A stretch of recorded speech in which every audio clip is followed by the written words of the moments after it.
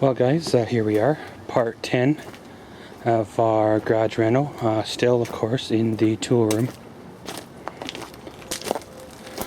Well, back after a couple days break of course, just needed to get away for a bit. As you notice here, I have killed the lights, pretty much, look, you can tell.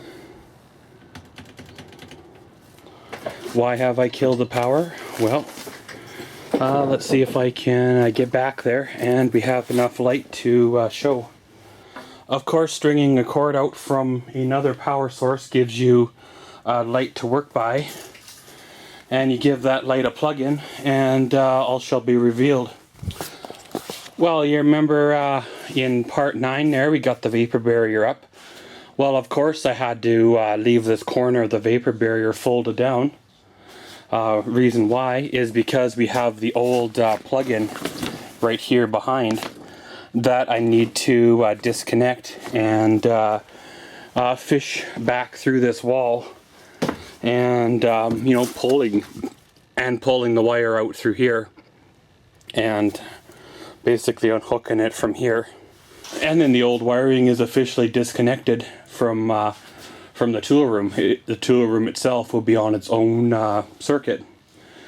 Now, of course, if you're unfamiliar with your wiring, I'd recommend to get an electrician in because, of course, they're trained in the art of not getting electrocuted, as well as, if you feel like tackling it yourself, I'd recommend getting yourself a tester, and so you know your circuits and know where the line's running to, where it's running from, and last thing you want to do is be grabbing a hold of a live line, because yeah, that'll definitely curl your eyebrows.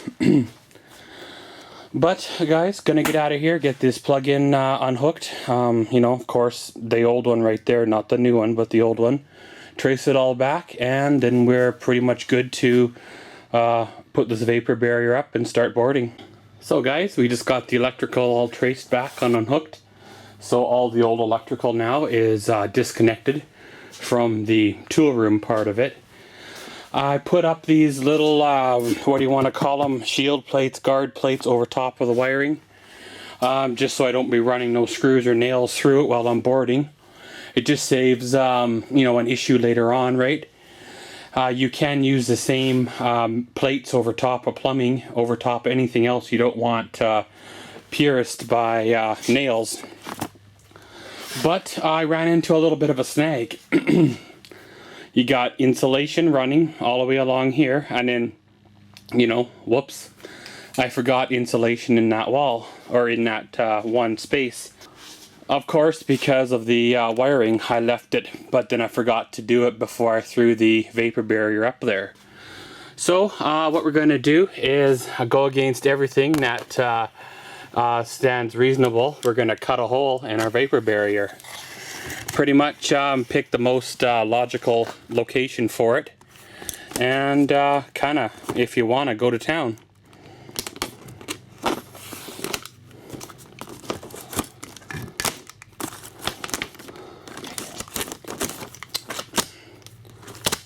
So once she's cut, just basically peels right back, exposing the empty wall cavity.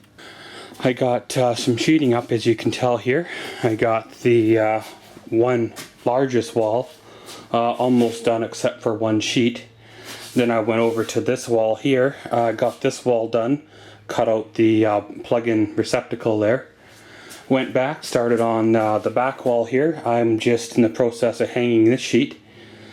Pretty much this is going to be the easiest wall out of pretty much all of them because there's no obstructions like windows, doorways, or plug-in boxes, receptacle boxes to cut around.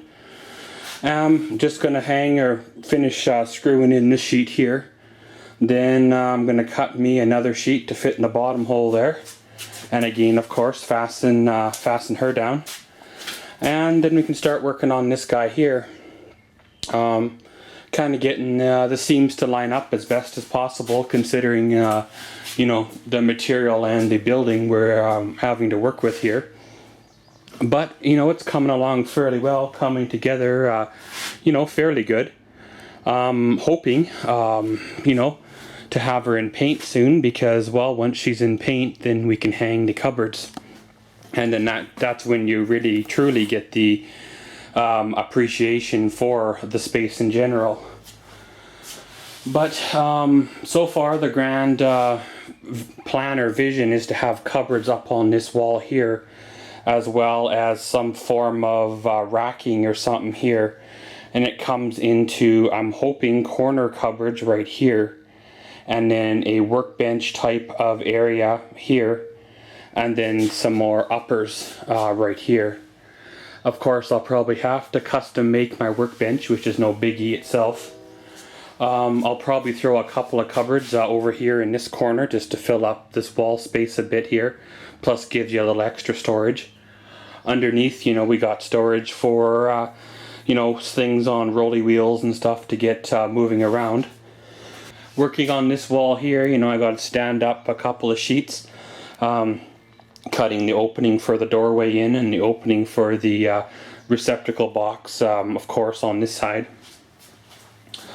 Not 100% sure yet if I want to sheet the air compressor room, or if I just want to leave her right now where she is, vapor barriered. Because eventually there will be electrical service.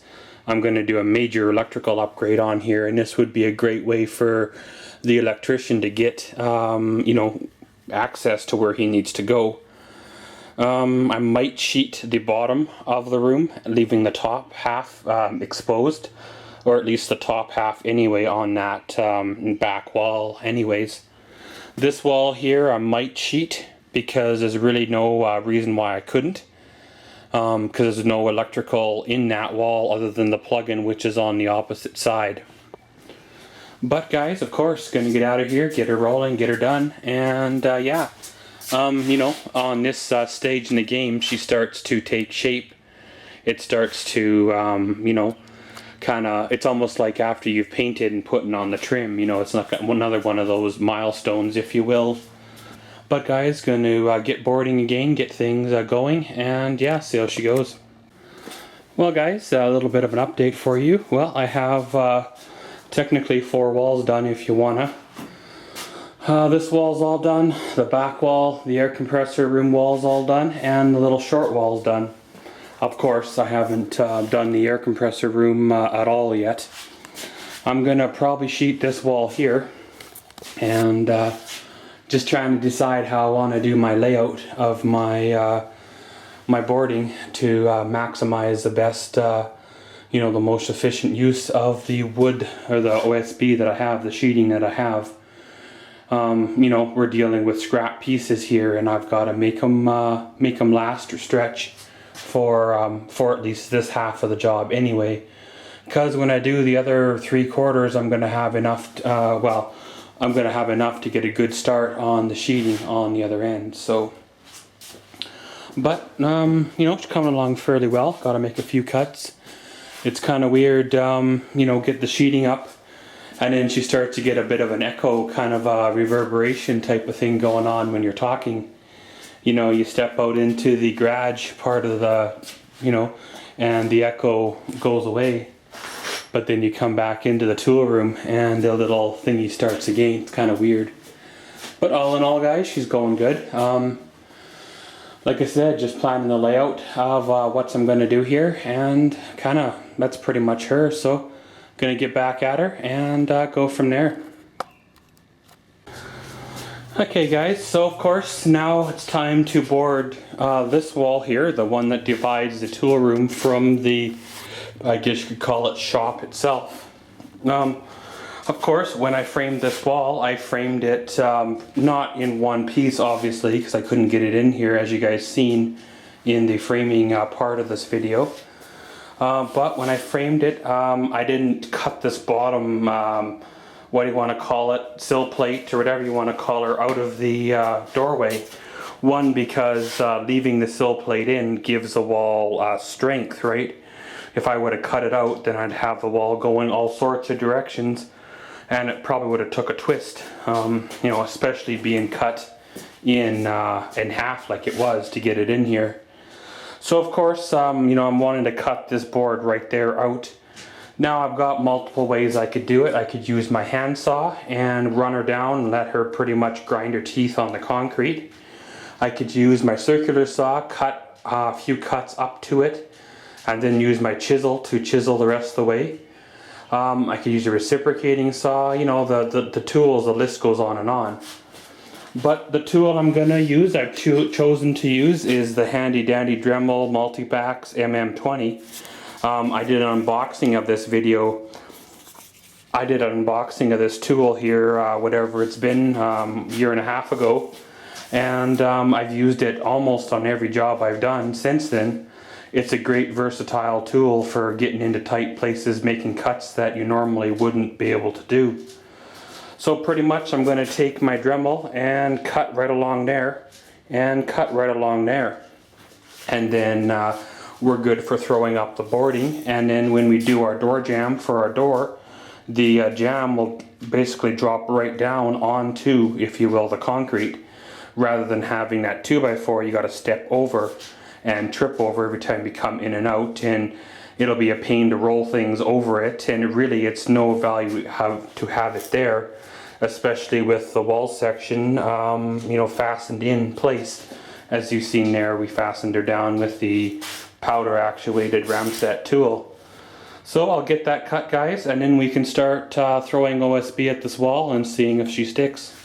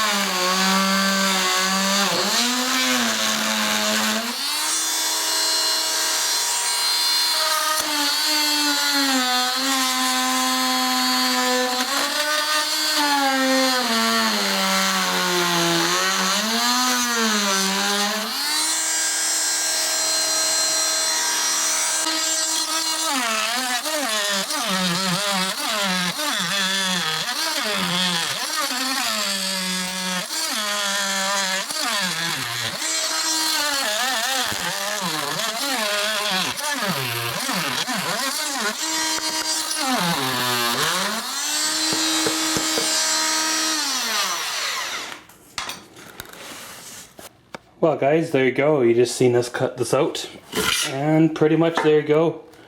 Which makes a nice flush cut. There's no way I would have been able to have done that at all with any of my power tools or even my handsaw.